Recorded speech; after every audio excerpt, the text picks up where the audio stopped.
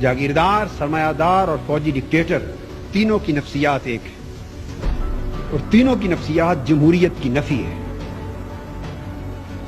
حقانی صاحب، تینوں کی نفسیات جمہوریت کی نفی پر قائم ہے۔ جاگیردار، اس کا براٹ اپ ایسے ماحول میں ہوا ہے، اس کی نفسیات نے نشو و نما ایسے ماحول میں پائی ہے کہ اس نے جس بیٹی کو پسند کیا اس کو اٹھا لیا۔ اسے قوم کی بیٹی کی عزت اپنی بیٹی کی عزت دکھائی نہیں دیتی۔ جس نے سر اٹھایا اسی کی چوری کروا دی، اسی کو اغوا کروا دیا، قتل کروا دیا۔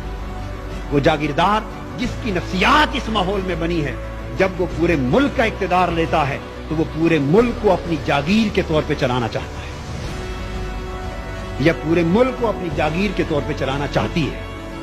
دونوں صورتیں۔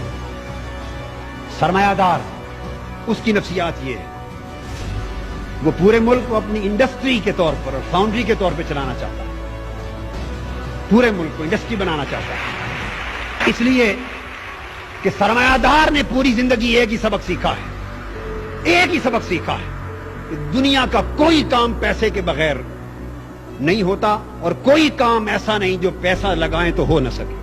ایک ہی اصول ہے اس کا، وہ ہر ایک کو خریدنا جانتا ہے، ایک چپراسی سے لے کر بجلی کے لائن مین تک، ایک آئی ٹی او سے لے کر انکم ٹیکس کے کمشنر تک، اس نے ہر ایک کو پیسے سے خریدنا سیکھا ہے۔ جب وہ ملک کے اقتدار پہ آتا ہے وہ سارے ادارے پیسے سے خریدنا چاہتا ہے، اس سے پورے کے پورے ملک کا سسٹم تباہ و برباد ہوتا ہے۔ اس کے ذہن میں بھی جمہوریت کی نفی ہے۔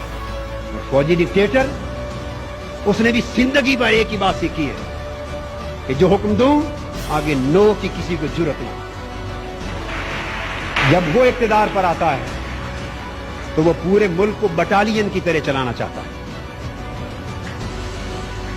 48 سال میں ملک کی زمان اقتدار بدل بدل کے ان 3 طبقات میں رہی۔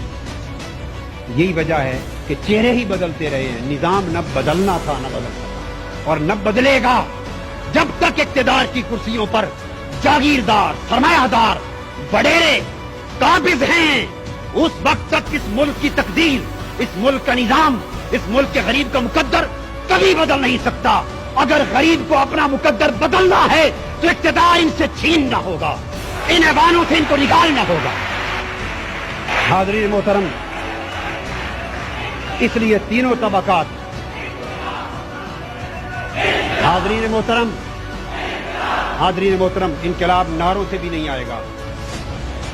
انقلاب خون مانگتا ہے، خون مانگتا ہے، انقلاب قربانیاں مانگتا ہے۔